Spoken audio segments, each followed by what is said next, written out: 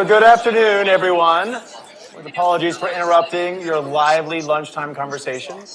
We'll go ahead and get started with this session. I'm Joe Aldy. I'm the Teresa and John Hines Professor of the Practice of Environmental Policy at the Harvard Kennedy School. I also serve as the faculty chair to the Climate Action Accelerator at the Salata Institute for Climate and Sustainability, and it's my pleasure to welcome you to this session titled Whither, Federal Climate Policy. We're really fortunate to have with us today three leaders with extensive experience and distinct perspectives to bring to this conversation about the future of U.S. climate policy. On my far left, we have Billy Pizer, who is the president of Resources for the Future. Next to Billy, we have Robin Millican, an advisor at Bipartisan Climate Trust and formerly the senior director for U.S. policy and advocacy at Breakthrough Energy. And on my immediate left, we have Sasha Mackler, the Senior Vice President and Global Head of Strategic Policy at ExxonMobil Low Carbon Solutions. Now, as you know, over the course of today, our focus here at the Harvard Climate Symposium has been on pathways for progress on energy and climate. We're going to continue with that emphasis here today. We want to have some discussion about some near-term policy ideas, but really think longer term about what kind of policies we can undertake that can actually advance the efforts to address climate change and transform the energy system. We've seen a lot of policy experimentation in recent years. Some of that policy experimentation is quite expensive and quite extensive. We had the Inflation Reduction Act. And while, as was discussed some this morning, a number of the provisions of that were rolled back in recent legislation, I think anyone who worked on this issue was quite familiar with the fact that more would be needed, that additional policy would be necessary to continue to drive innovation, to drive the investment necessary to decarbonize the energy system. And so the question that we want to tackle here today is what comes next? What are the policy options? And what may be policy options that are economically feasible, politically feasible, technologically feasible, socially feasible, to enable the U.S. to significantly reduce its greenhouse gas emissions and continue to address the goals of growing our economy?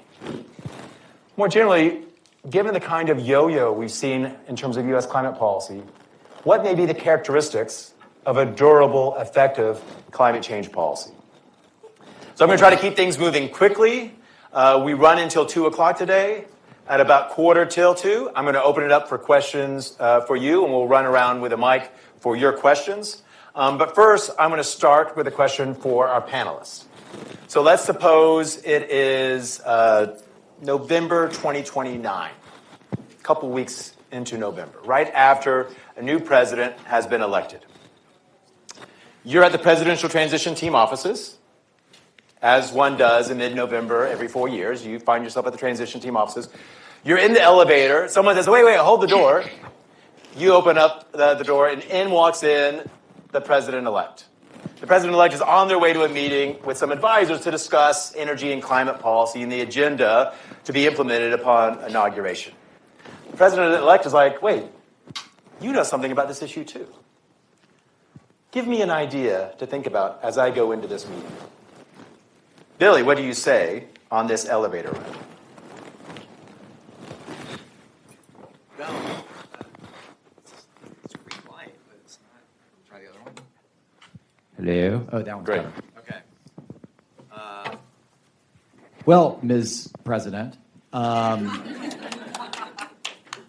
advice would be a classic goodie, oldie but goodie, clean electricity standard.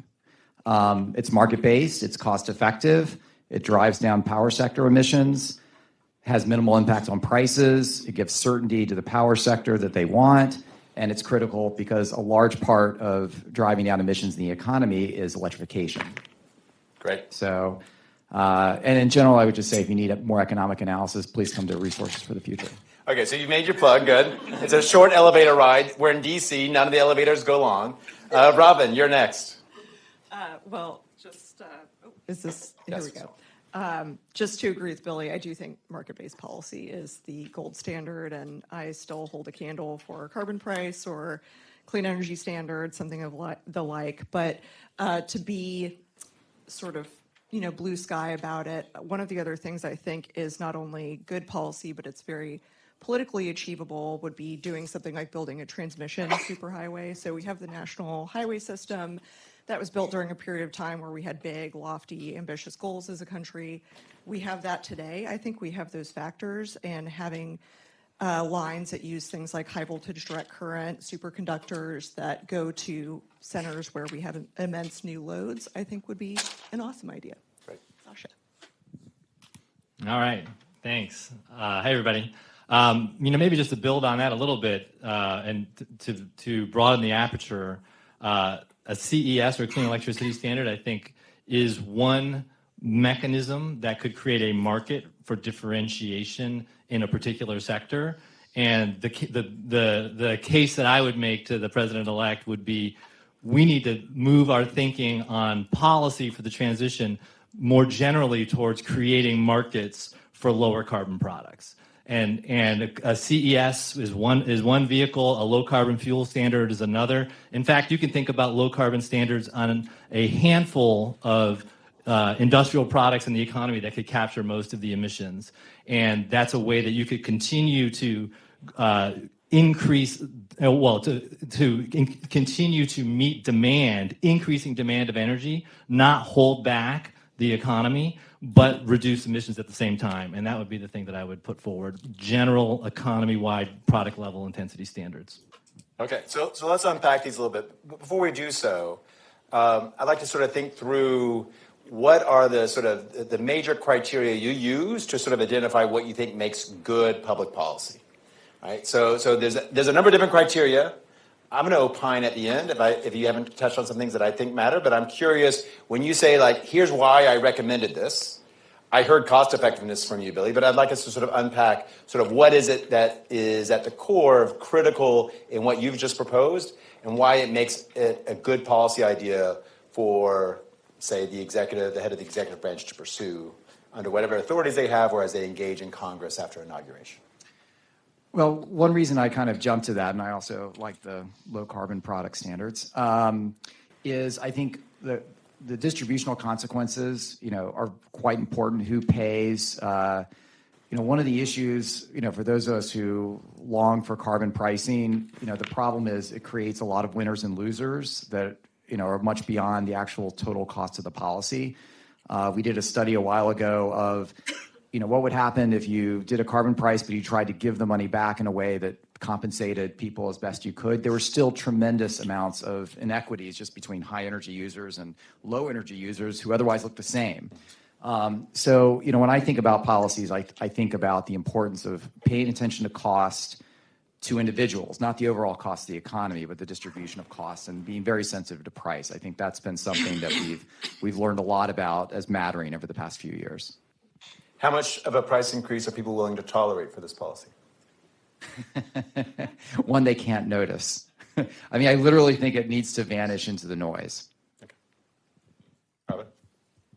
Well, I appreciate Billy's humanistic take on the problem, because I will confess to being a little bit Spockian about things. As a policy person, I think about tons of CO2 avoided at least cost. You have things like marginal abatement cost curves that are quite helpful in that regard. But there are also other things, right, as we think about how to meet the moment that we need to consider. I mean, we've already talked about sort of political acceptability.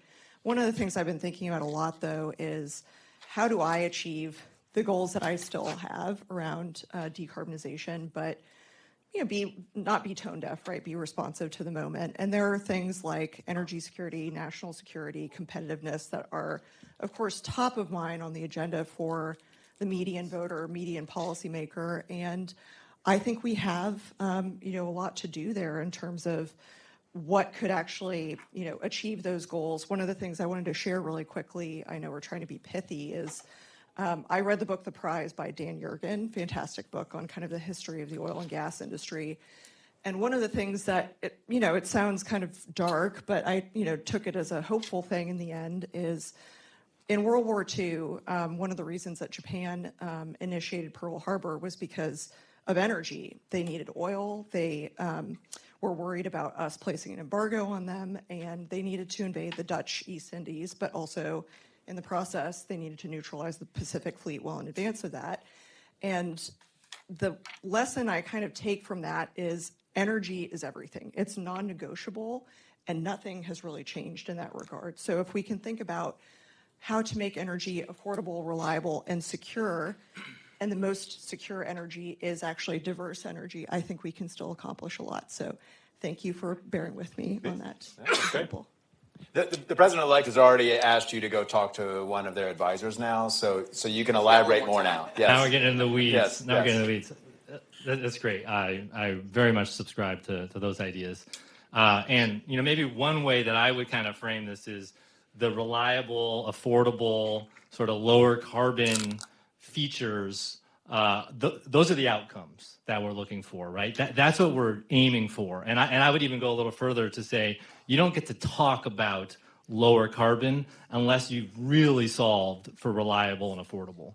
That's just how the politics work here. We always describe, or we've traditionally described, the policy challenge that we're facing here being a three-legged stool.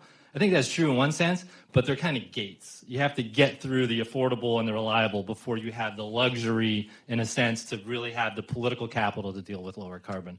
In my view, that's kind of the way to think about it. But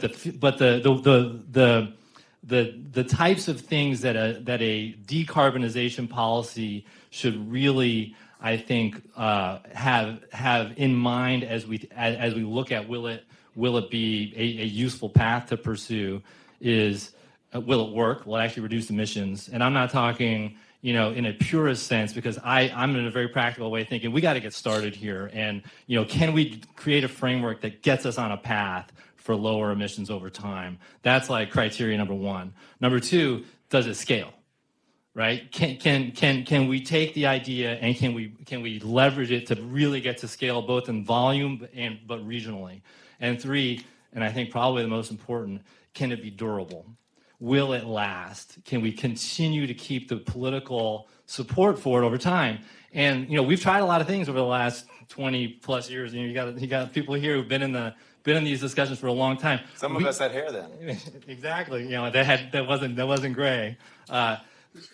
We can learn from what we've been trying in the past, and I think we need to learn. We need to pivot and adjust how we're thinking about things, because durability is critical. And even with the IRA, the Inflation Reduction Act here in the U.S., very powerful set of policy mechanisms were unleashed during that bill. We saw it didn't have the political durability. And so, you can't build a business or a new sector or a whole new economy on something that doesn't have durability. In Europe, I think we're starting to see some cracks in how that policy is working in terms of political support because of the deindustrialization that we're seeing in Europe as a result, partly, of their climate policies. And so durability really needs to be front and center as we think about this. So when we try to look at the sort of suite of policy options, what is viable technologically, socially, politically, depends in part on technological innovation. So, Sasha, as you noted, some of us have been working on this issue for a long time. And there was a long time where the issue was we have a lot of coal in our power sector, and we're about to become a major importer of natural gas, and gas is really expensive, and it's going to be hard to really reduce emissions in the U.S., and we didn't even really talk about solar and wind. We just didn't think they would be a viable part of the grid. We now have seen a complete transformation of how we generate power. We've seen the cost come down dramatically, not just for solar and wind like everyone talks about. The cost of producing gas has come down a lot, and now we're a major gas exporter. How does that kind of technological innovation influence and inform what we think might be politically possible and potentially durable, as we've seen sort of the shifting of sort of who are the most influential incumbents, or maybe who might have a lot of potential as a sort of a disruptor into the energy system coming into those markets, and how policy might help shape that? Explain the question. I want to understand how innovation is influencing the policy set, and how you might think about something that might be more ambitious now that might not have been possible a generation ago. Yeah, I mean, I certainly the landscape has changed a lot in terms of what's possible. And that's part of the reason, I kind of started with the CES. I mean, I think it is actually possible to imagine getting carbon out of the power sector in a way. I think when we talked about it 10 or 15 years ago we weren't quite sure how you got that last little bit out. And now I think there's a lot of ideas with everything from batteries to advanced geothermal and other clean, firm sources. So I think innovation has totally changed that. And similarly for the transportation sector, I think we've seen that electric vehicles are not just reducing carbon; they're actually better vehicles. So to me, innovation is kind of the key. The question is really how you do that in the sectors that still need to be innovated. And so thinking about, one of the questions I think about a lot is how do you get these technologies that aren't quite there over the valley of death of getting scaled up, to major levels. And I think that's like a really big piece of the puzzle. Thanks for the question. I think it's really interesting in that I fundamentally attribute the difficulties of the transition to economics. You have a lot of asset owners that have hundreds of billions of dollars of fully capitalized assets that they don't want to write down prematurely. Sasha, you can probably speak to like some of the trade-offs as one of those major incumbent players, but fundamentally it comes down to that at a sort of system level, and then we've already spoken to some of the concerns at an individual level with energy costs. And to me, it's the economic issues that create most of the political issues. You do have things like, issues around land use and people not wanting infrastructure on their property, issues around pollution, but I think fundamentally it is an economics problem.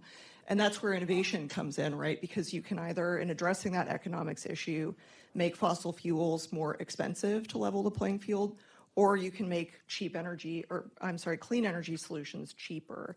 And I think clearly it's the latter that is going to be sort of successful in the short to medium term, perhaps forever.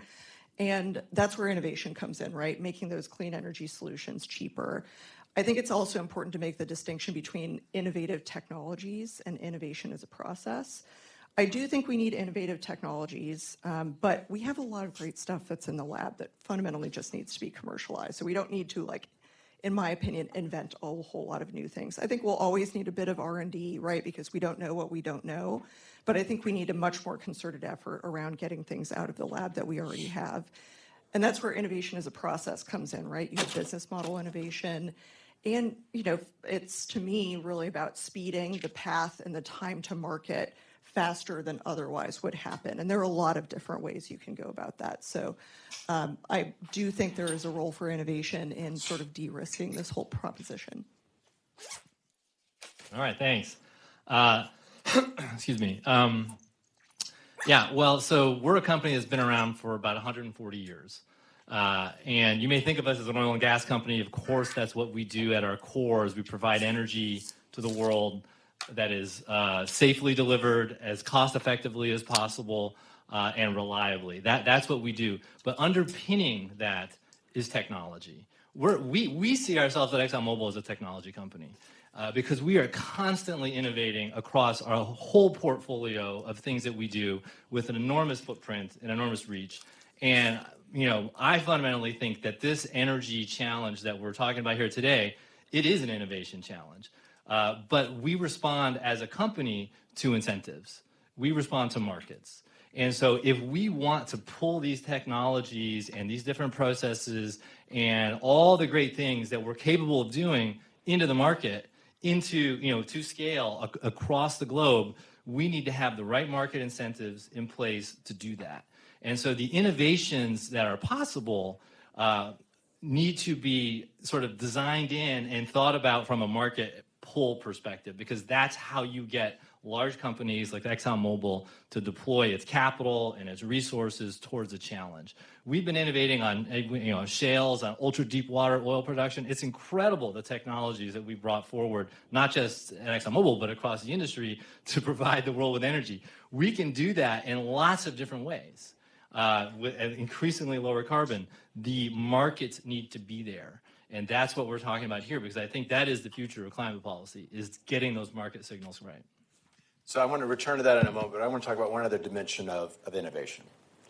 We heard some about data centers and their impact on the grid and increasing demand, and people are focused a lot on what that means for both prices of power and emissions, et cetera. But it also means that we have this incredibly powerful tool in AI. and it enables us to leverage data in a way that we could not have even imagined just a few years ago. And wondering how you think about how that may influence either the pace of technological innovation, the potential to design policy that might be more efficiently targeted because you're leveraging data.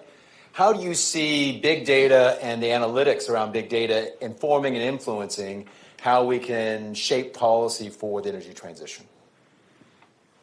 I have a thought on that real quick, Billy. I would love to hear what you have to say. Yeah, AI is complicated, right? Because there are kind of two different aspects to it. There's an issue around the energy that AI will demand and use. Setting that aside for now, I think, Joe, your question is really about ways that you can use energy to get more efficiency out of the system. And in that vein, there are a couple of things I think are really interesting. Supercomputing, just to take one example, can be used as an incredibly powerful discovery tool for new materials, right? So one of the issues with the hydrogen system is it causes metal embrittlement as you kind of store it in either a container or put it in a pipeline. Sasha, you know this. If we can use AI to discover new materials that don't have that issue, that's a force multiplier. Same thing with chemicals, right? As we think about how do we do carbon capture better, there are different, sort of molecules that can better capture CO2 potentially. Some of those have already been discovered in places like Oak Ridge. I look at that as a huge boon as well. So I think, there's kind of shades of gray with AI, but I do put myself mostly in the optimist camp. But Billy, what do you think? I don't know if I was going to say anything better than that. No, I mean, I think there's reason to be excited about the prospect of being able to harness data more. I think what we've learned, I think, in thinking about economics and how we leverage demand, for example, demand response. Better data is a piece of the puzzle, but automation is a huge piece of it. So I think it's not going to be just analyzing the data. It's going to be figuring out how to you actually turn things into automatic systems. Better ways to manage demand so you don't have as much peaking. Maybe you don't need as much peaking capacity. That would be wonderful. There's examples of like the interconnection queue and being able to do faster modeling where you may speed things along to get people connected to the grid. So there's definitely opportunities. I think it's hard to know right now exactly how that cuts and where it's going to come out. I mean, yeah, I'm excited about it, but it's also scary. Maybe robots take over the world. So Sasha, some of what you said earlier about trying to think about low carbon products seems like it's something that would be amenable to innovations on data and the analysis of it. Yeah, that's a great tee up for me because I was planning to circle back on that. I mean, first of all, just broadly speaking, the potential of AI. I mean, it can help us or harm us in so many different ways. I won't go there. I've heard some really interesting use cases for even on the permitting front. I mean, the preparation of permits to build big energy facilities is extremely burdensome and cumbersome. And I've been talking to folks out there in the tech sector and with some developers who have ideas on how to prepare permits and get them reviewed like extremely quickly. And that's just one example of surprises that could happen that could actually in sort of unexpected ways help us with this whole set of questions. But back to the to the use case that I really am focused on right now is this data precision around how technology like AI or hyperscaling in general can help us with carbon accounting. And it may sound like super wonky, but if we can measure the carbon through the supply chain precisely for various products, you can really start to design more effective policies that can create those market incentives for product differentiation where we can start to drive down emissions. And ultimately, in my view, the vision should be that we have a carbon accounting system that looks a lot like our financial accounting system, ledger-based, outcome agnostic, tracks the carbon precisely from the beginning of the production cycle, the production of the fuels, all the way through the manufacturing processes for key products to the end use. We can't do that today, or we don't do that today. People, we do some things around carbon disclosures and methodologies that use a lot of assumptions, sort of emissions factors, other things that don't get precisely at the differences between different processes and what different companies are doing and what's happening in different markets. If we could actually be more precise, we could create a whole new system, a whole new foundational system for designing good policy. And I think carbon accounting, this is sort of my hot take, could be an unlock to a lot of things on the market development side. And I'm really optimistic that technology like this, like what we're talking about with AI, can help to accelerate that future.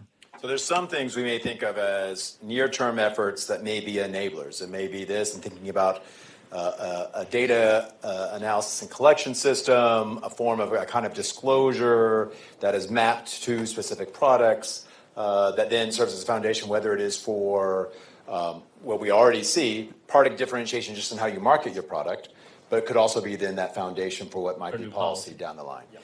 Another enabler is building out transmission. Like a really ambitious CES probably would be made a little bit easier if we built out more transmission. How do we think about like what we need to do, Robin, to actually get this kind of transmission superhighway, if you will?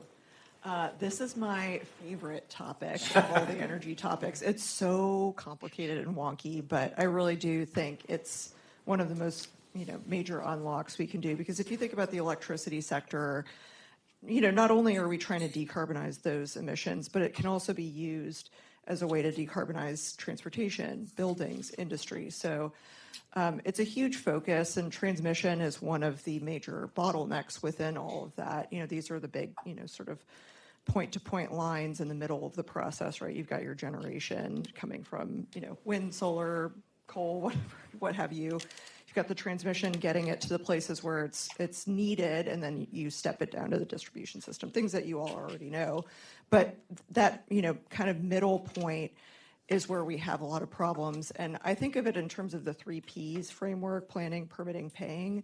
Planning is really about where do we need lines and why. And there have been some steps taken in that direction where the Department of Energy has a process where, they do a study, and they just did one 18 months ago, I think, something along those lines, where they identify here's where the major kind of loads are, and here's where you could put lines to most efficiently serve those loads.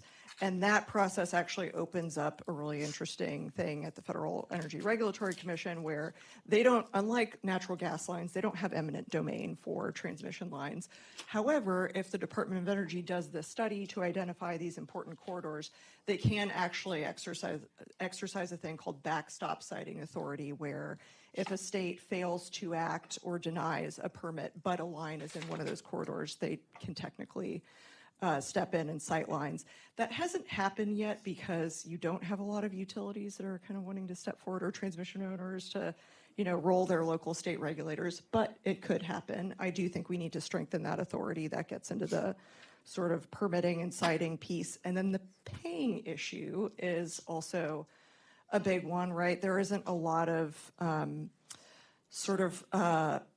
agreement as to how to allocate the costs and benefits of a transmission line. So, for example, if you've got a line that's going from Wyoming to California, but you need to figure out like which of the utilities on either end or which of the transmission owners pay for that, California might say, well, we need this for our climate policies, whereas Wyoming would say, no, we don't agree with that. That's not a benefit that we, recognize. So that's getting way too in the weeds, but that is one of the issues, is how do you, what counts as a benefit, and then how do you, sort of allocate those costs equitably.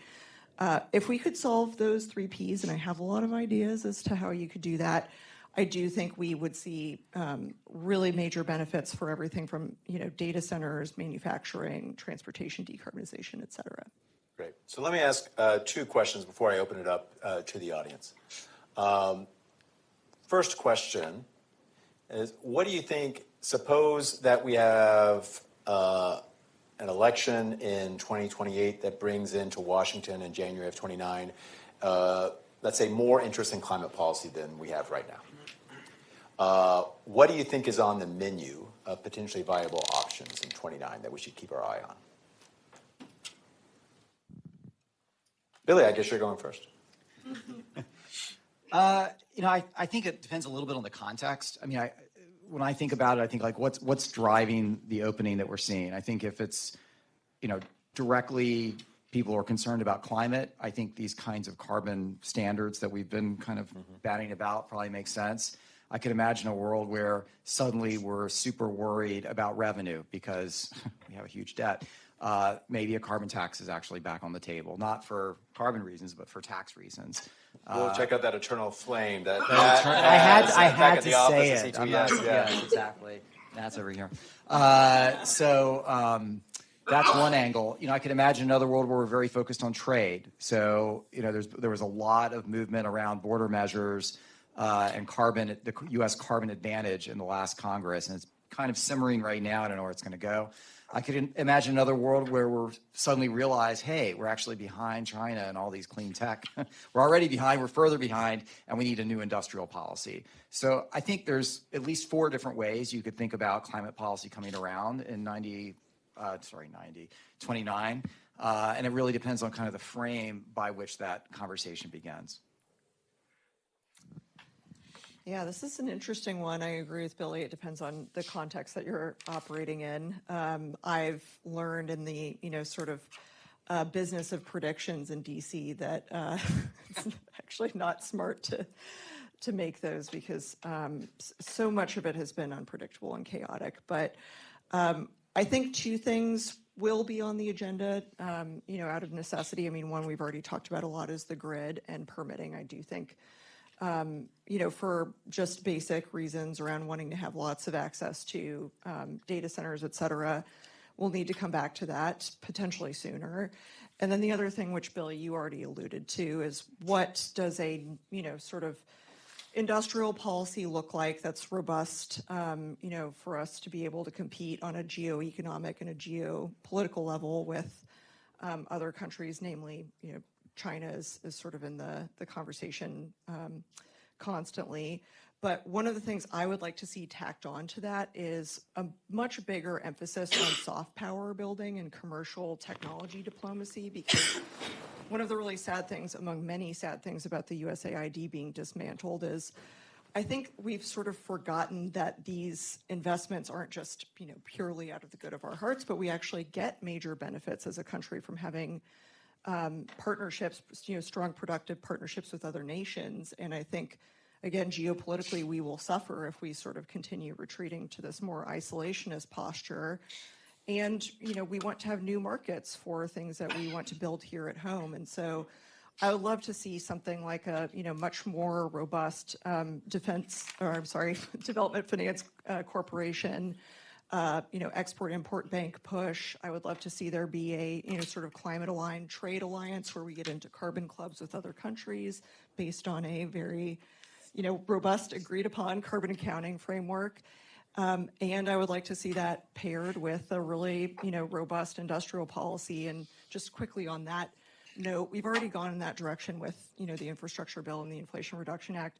But apparently President Trump, has recently said that he wants to himself be advancing a manufacturing revitalization agenda. And so there's really strong support for that, even on the Republican side of the aisle. So keeping the flame alive for climate progress in 2029. All right, thanks. Well, I guess what I would say on this one, I am an optimist. I do think in 2029 we are going to be in a position to really make some progress on these issues, but in a different way. Because I think we're in a moment now where there's a lot of white space, for what comes next, really kind of how you frame the session. We are in a moment now when I think there's a lot of head scratching. People who have been working on these topics for a long time are not aligned on where are we going on these issues. And I see that as a positive. We need to rewire the alliances that have really underpinned the political thinking and advocacy on carbon. And I think we're at a moment where we can do that now.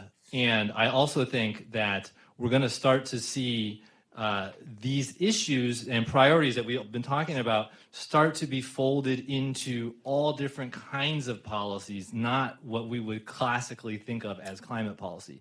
Because the energy transition is really, fundamentally, it's economic policy, it's industrial policy, I mean, it's everything. And so it's gonna start to, I would predict, become just a more general feature of policymaking in just writ large. However, there needs to be, I think, this reset needs to include a depoliticization of the topic, which is hard to get optimistic about. But I think we have a couple of years to do that, and we need to start getting some wins on the board. And so to get back to what I was talking about on carbon accounting, that's an example. There's other things. The grid is another great example. It's not blue or red. It's not progressive or conservative. It's infrastructure. I mean, it's an infrastructure unlock to do things like that. And I think with carbon accounting, it's an information unlock. It's good for everybody if we can figure it out. And it could provide the foundation for lots of things that we're trying to accomplish across the board. And so when I think about what's on the agenda in 2029, I think we should run with those issues, and we will find, I predict, bipartisanship on them, and we will find that they really start to create momentum in the right direction. So I do want to go to the audience, but you're on the elevator, you're about to go down. Someone says, wait, hold the door. It's the president-elect again. And she says, I didn't really like any of the ideas from my advisors. Give me something outside the box. The building's 6 stories tall. It's not a long elevator ride. Give me something outside the box, a policy or a strategy to test out a policy that I should consider. Billy. Get even crazier. You're going to like this one, Joe. We gotta get going on solar radiation modification. Okay. I think we need to start doing research. Okay. Robin? God, mine is not as interesting as that. But in that vein, I would love to see us start a carbon removal fund where if you don't actually need that much money, if you think about the magic that is compound interest, if we throw, say, $50 billion into a fund, which, today's money is chump change, and we sort of over time allocate those dollars toward what I think is fundamentally cleaning up pollution in the atmosphere, we could get a long way. We could get to gigatons with a pretty modest investment if we actually treat it as an investment vehicle. Okay. Sasha? That's great. Those are great ideas. Maybe one thing I would throw out there is the kinds of problems we're trying to solve here are long-term, very significant challenges that require, a different type of decision-making process than what we find in, political cycles. So maybe there, in terms of an out-of-the-box idea, could we create an energy strategy sort of apparatus that sits outside the political cycle and helps to drive long-term strategic thinking that actually has some power? So it's as much institutional reform as it is policy Institutional reform, like we have the Federal Reserve for financial markets. Can we have something that helps to look long-term on some of these issues because they are so existential? Yeah. Okay, so we've got a few minutes to take questions. Apologies, I was having too much fun asking questions. So we have a mic here. If we can get over here to the right first, please. To Nikhil, yep. Hi, my name is Nikhil. I'm MCMPA Harvard student at petroleum engineer. So the question is for Sasha.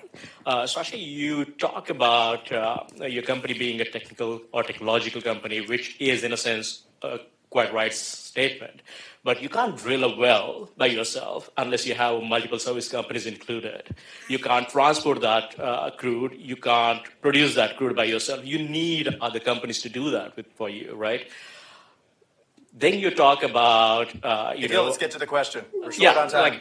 So simply the question is, you're talking about going net zero by 2050. You're not going to be zero emission any sooner. And without understanding that scope 3, you can't do that. So what are your strategy as a company? Because, it sounds pretty impossible at this point. Sorry. But I didn't hear a lot of optimism there in the question. What's your take, Sasha? Yeah, well, so on the first part, it's very true. There's a whole industrial ecosystem that we're a part of. I'm not sure how else to respond to that. I agree with that assertion. Net zero by 2050, we don't have a net zero by 2050 commitment at ExxonMobil.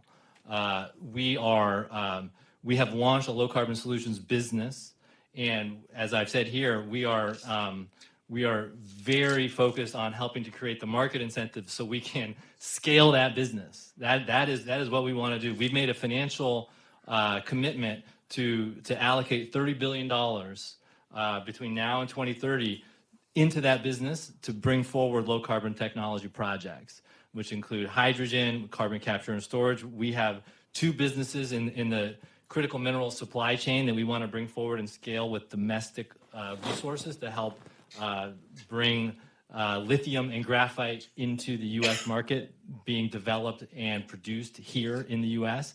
That's what we're doing right now that I can point to that I think is a very significant contribution. Great. Here in the front, please. Thank you. So I really appreciate the opportunity to think about the next climate-focused administration.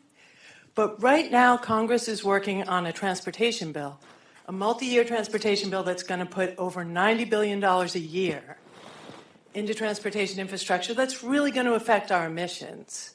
So I'd love to hear about how you think about transportation fitting into federal climate policy and what you're working on, especially if you're doing some work beyond EVs.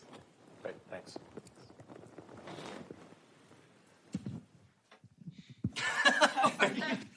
I have thoughts.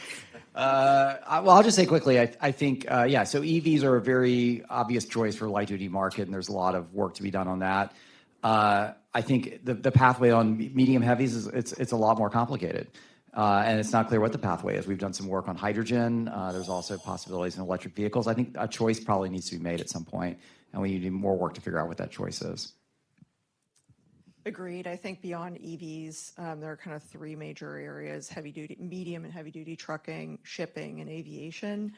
I don't know about what the prospects are for Congress allocating, much more investment in those other spaces in this, next transportation bill might be. But there are some really good voluntary things that are still happening. There's the One World Alliance that is still investing in sustainable aviation fuel. So maybe some incremental progress will happen in the voluntary market. But sorry, I can't speak more articulately to your question. So we'll go to one more question. I'm going to say one thing. It can go right behind the previous questioner. One more thing I say is when we sort of think about the politics and the policy process to get action and progress, is to keep in mind it's not just like standalone energy and climate legislation. We all have scars from having worked on that. That's hard. But there are these regular policy processes, whether it's the transportation bill about every 5 years, the farm bill about every 5 years. We used to do those things. We used to do those things, but I still think, they create potential opportunities, and they have historically had a bipartisan, durable coalition supporting them. Some of that is evolving, but it could be that there are these kinds of climate-adjacent policy efforts where you can make, I think, some progress on the margins on climate. Yes, please. Yeah, Brian, first year Master of Public Policy student at the Kennedy School. My question is for Sasha. You mentioned low carbon products. Do you see environmental product declarations or EPDs as like the solution for that, at least in the short to midterm, or do you see too many problems with EPDs at the moment? Thanks for the question. Thank you. What I would say there is the intent of EPDs, I think, is directionally super helpful. What I think, at ExxonMobil, our view is we need to evolve from a system that we have today that is voluntary, where those EPDs are kind of calculated. There's lots of different ways you can do it, and there's sort of a voluntary statement, and then you try to capture some ethereal market premium out there because you've done it. We need to evolve away from that type of a framework into a system where whatever you're calculating, and in the case of carbon, I would say it should be carbon intensity, and we can calculate that in a very precise way. That should be defined in policy, so there's not multiple markets, There's one market that everyone has to compete in, and that standard should decrease over time. And then you let anyone who wants to sell onto the market compete against each other to hit that standard. And what I think is better about that approach is you eliminate all the noise and all the voluntary sort of transactional things that are happening, and you really focus the market on an outcome, create the incentives, drive that down over time, and I think you would see a big change in the development of products. But it's directionally aligned. But I'm just sort of saying something a little bit more clearly defined. I don't know if that's helpful, but that's. Thank you. I apologize. I know there's more questions. We are actually 1 minute over. So please join me in thanking Sasha, Robin, and Billy for their insights today. Thank you, guys. Thank you.